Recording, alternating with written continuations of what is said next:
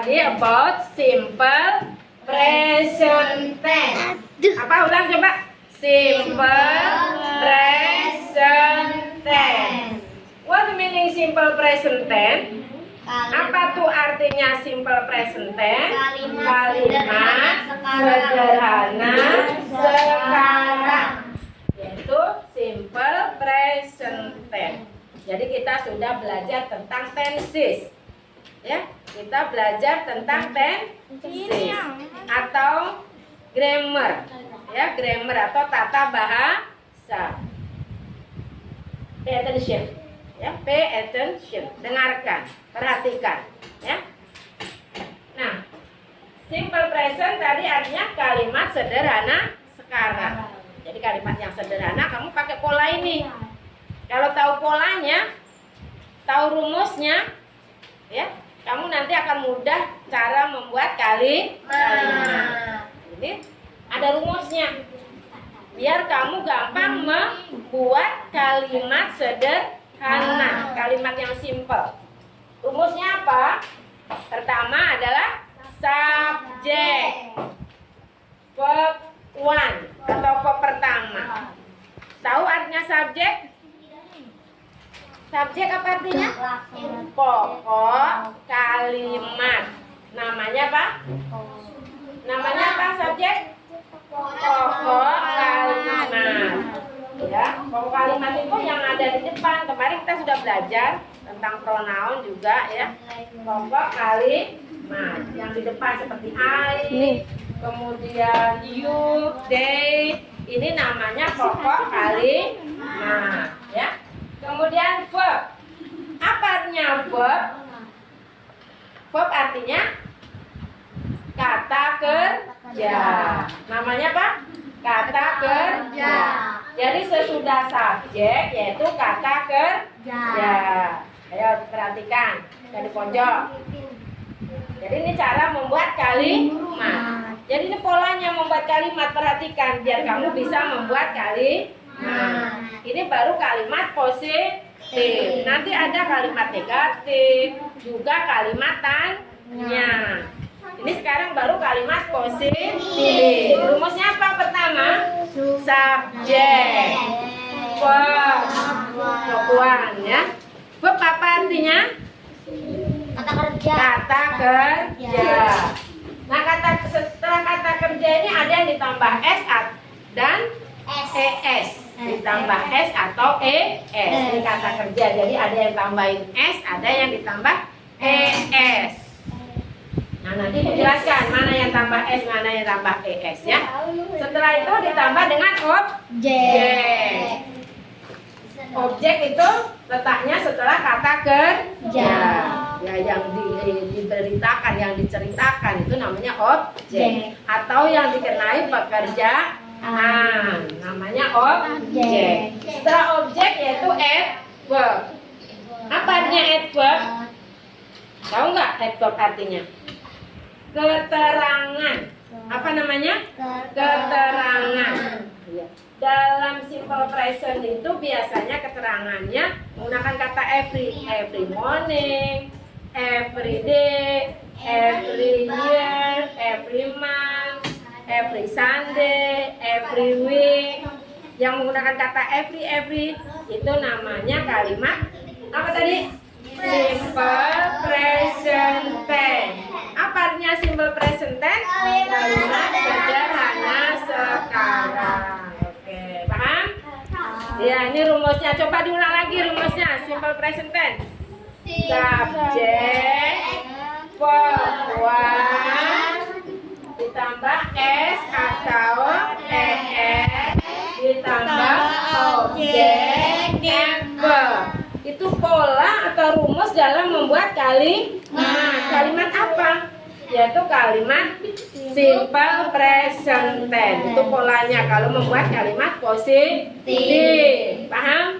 Paham. Iya, ini cara membuat kalimat positifnya. Kalau kamu tahu rumusnya ini atau polanya membuat kalimat, insya Allah kamu lancar nanti membuat kalimat positif atau kalimat pernyataan atau bisa kalimat berita. Jadi kalimat positif bisa kalimat pernyataan, kalimat, apalagi tadi?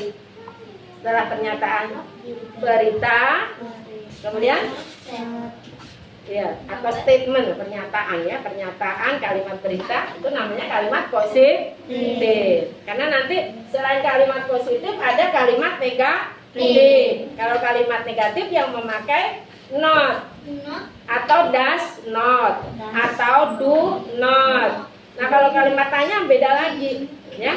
Jadi hari ini baru belajar kalimat positif. Contohnya bagaimana, Bu? Nah, ini dia ya. This is the example. Okay, please read together. I study in the living room. And then Talita studies in the living room. Okay, right. Please pay attention. Ya. Nih, I study dengan Talita studies. Apa bedanya di situ? Apa yang membedakan? Kok ini studies di bawahnya studies? Ada yang tahu perbedaannya? Ini I study. Kenapa ini Talita studies? Ya, do you know what the difference? Apa perbedaannya? Oke, belum tahu. Sekarang dijelaskan. Perbedaannya, ya ini study, ini studies. Perbedaannya ada di subjeknya. Ya, di mana perbedaannya? Di subjeknya. Kenapa? Nah, ini pertama tunggal. Ya. Jadi dia tidak ditambah es atau tidak ditambah s.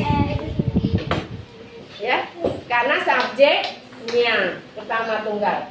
Nah, kalau Talita, nah Talita ini dinamakan subjek ketiga tunggal. Ketiga tunggal itu hanya he, she, it. Ya, ketiga tunggal nih. Kalau subjeknya ketiga tunggal, kalau subjeknya he atau she atau it atau nama orang yang hanya satu, dengerin, ditambah es. Ditambah apa? Verbnya ditambah apa tadi? Es. Ya, kalau subjeknya ketiga tunggal yaitu he, she, it, kata kerjanya atau verbnya ditambah es. Nah, jadi Talita studies. Kenapa, Bu, kok Y-nya hilang? Itu juga ada penyebabnya. Karena berakhiran dengan huruf Y. Studinya ini berakhiran dengan huruf Y. Dan sebelumnya huruf mati. Ya, sebelumnya huruf mati, ya, berakhiran dengan huruf Y, dan sebelumnya huruf mati, maka huruf Y dibuang, dihilangkan, diganti I, Y-nya diganti I, kemudian ditambah es, menjadi studies. Bagaimana, Bu, kalau tidak berakhiran dengan huruf Y, dengan huruf lain? Nah, kalau huruf lain, contohnya take. Nah, misalnya take. Kalau take ini misalnya Talita atau si misalnya. Si takes. Nah, ini ditambah apa? Take-nya ditambah dengan si take titik-titik bak. Dia mandi. Karena subjeknya ketiga tunggal nih. He, she, it. Ya, he, she, it. Ini kok bercanda diterangkan Bu Guru, nggak boleh bercanda. Biar paham. Ya, biar paham. Ini kalau subjeknya he, she, it, kata kerjanya ditambah apa tadi? S atau es. Ditambah apa? Ya, nih yang pojok. Kalau subjeknya he, she, atau it, kata kerjanya ditambah apa? Ditambah s atau es. Ya, ditambah verbnya ditambah s, ya, atau es. Nih. Jadi yang ditambah s atau es kalau subjeknya he, she, it, atau dinamakan ketiga tunggal. Jadi subjeknya kalau subjeknya he, she, it, kata kerjanya ditambah s atau es. Kalau subjeknya bukan he, she, it, tidak usah ditambah s atau es. Contoh mana, Bu? Nah, ini contohnya. You take bath in the bathroom. Ini tidak usah ditambah. Kenapa tidak ditambah? Tadi apa jawabannya? Nih yang baca sebelah sini. Kenapa ini you take ini kata kerjanya tidak ditambah? Tidak ditambah s atau es. Kenapa? Karena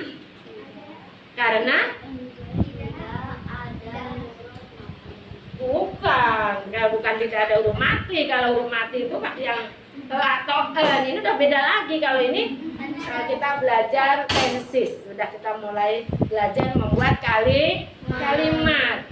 Ini baru membuat kalimat positif, baru belajar kalimat positif atau kalimat pernyataan. Nah, kenapa bukan nggak ditambah s nih atau es?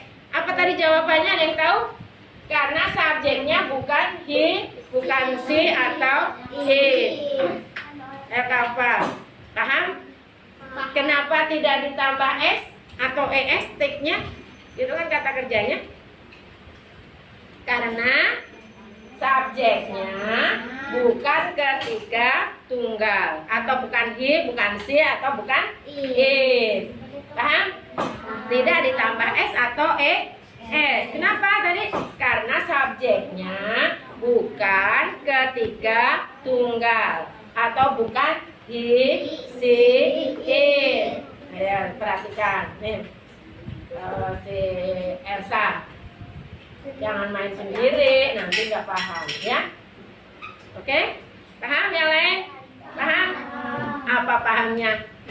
Belum. Pahamnya? Nggak ada, harus paham dong.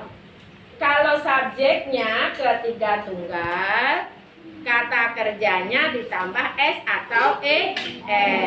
Kalau subjeknya bukan he, she, it, kata kerjanya tidak usah ditambah s atau es. Contohnya mana nih? You take bath, tidak usah ditambah. Paham? Iya. Ini kalau dalam kalimat positif atau kalimat pernyataan. Nah, nanti kalau kalimat negatif beda lagi, ya. Oke, ini catatannya atau keterangannya. Coba dibaca.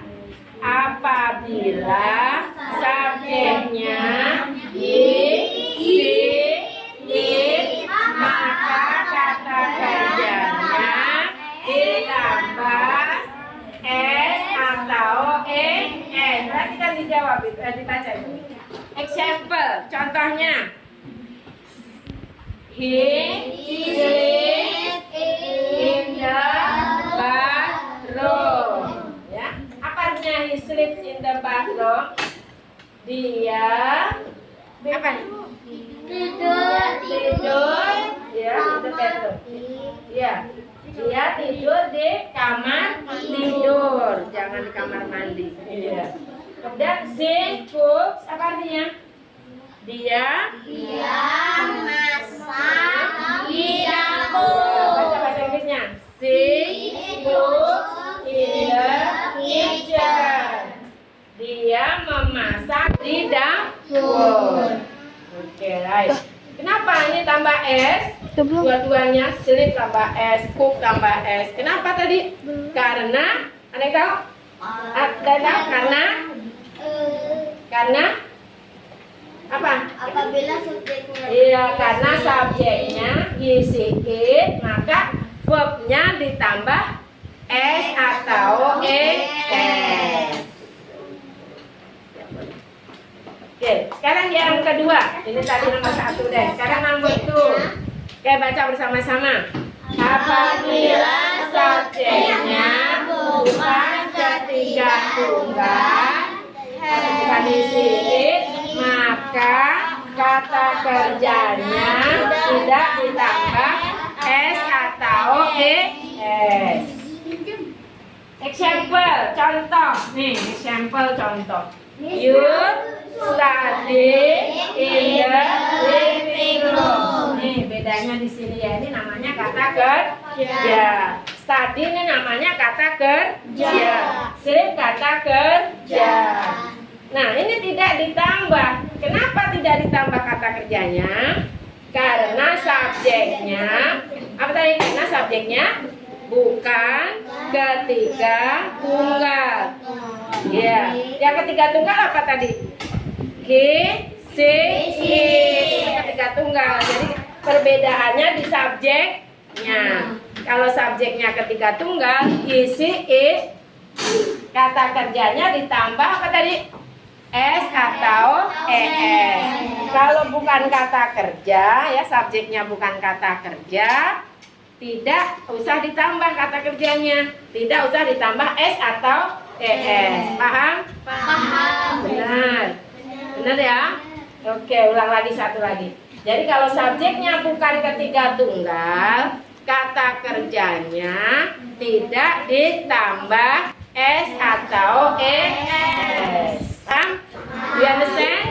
Understand. Oke, itu kita belajar tentang kalimat positif. Besok kita lanjutkan kalimat negatif dan interrogatif. Interrogatif itu apa? Kalimat pertanyaan. Fungsinya untuk bertanya. Nanti kalau sudah belajar kalimat tanya, kamu harus bisa bertanya dengan yang lain. Oke, I think enough. Thank you very much. Assalamualaikum warahmatullahi wabarakatuh. Waalaikumsalam.